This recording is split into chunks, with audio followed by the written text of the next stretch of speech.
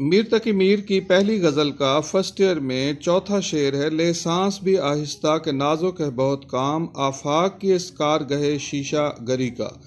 मफ़हूम एहतियात और एतदाल से ही हयात के रंग बरकरार हैं।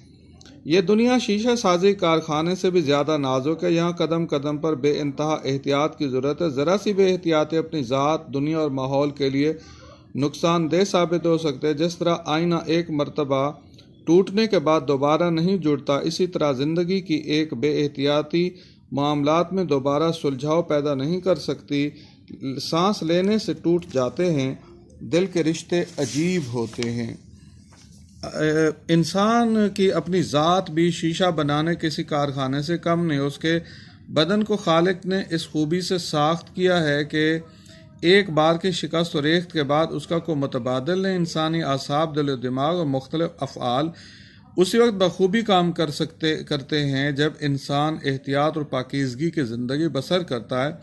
मीर ने ज़िंदगी के इस अमल में रूहानी और जिस्मानी एहतियात से काम लेना मशवरा दिया है।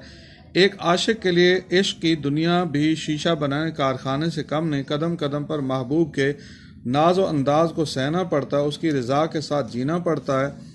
इश्क की दुनिया भी बड़ी हसास है। आशिक को इस अम्र का लिहाज रखना पड़ता है कि कोई बात महबूब के मिजाज मुअल्ला को नागवार न गुजरे। महबूब की रज़ा तलबी के लिए इंतहाई मोहतात अंदाज अख्तियार करना पड़ता है। इस अमल को मजीद अमजद ने यूँ बयान किया है, सलाम उन पर तहे तेग भी जिन्होंने कहा, जो तेरा हुक्म, जो तेरी रज़ा, जो तू चाहे। तहजीबी और समाजी ताल्लुकात भी आईने की मानद इंतहाई नाजुक होते हैं। उनका भरम रखने से इनफरादी इज्तमाही तौर पर आला अक़दार ज़हूर में आती हैं। मीर इंसानी ताल्लुकात के मामले में इंतहाई एहतियात बरतने के रवादार हैं। दूसरों के जज्बात और एहसासात का एहतराम लाजिम है। एक नारवा कलमा किसी के एहसासात के ताज महल को ज़मी बोस कर सकता है। बाहमी एहतराम अखलाक का तकाजा है। शिर्क के बाद बड़ा गुनाह दूसरों की दिल आज़ारी है। इस राह से गुरेज का प्याम दिया गया है। इस बात को मीर अनीस ने यूँ बयान किया है, ख्याल खातिर अहबाब चाहिए हरदम, अनीस ठेस न लग जाए आपगीनों को।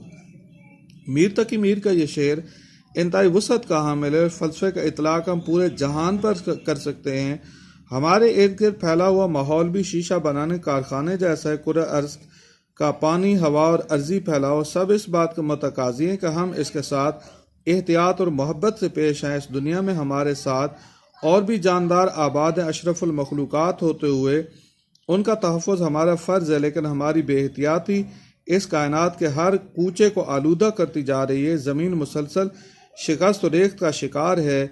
दुनिया में फूंक फूंक कर रख अपना हर कदम, ये कारगाह शीशा गरी है, ख्याल रख।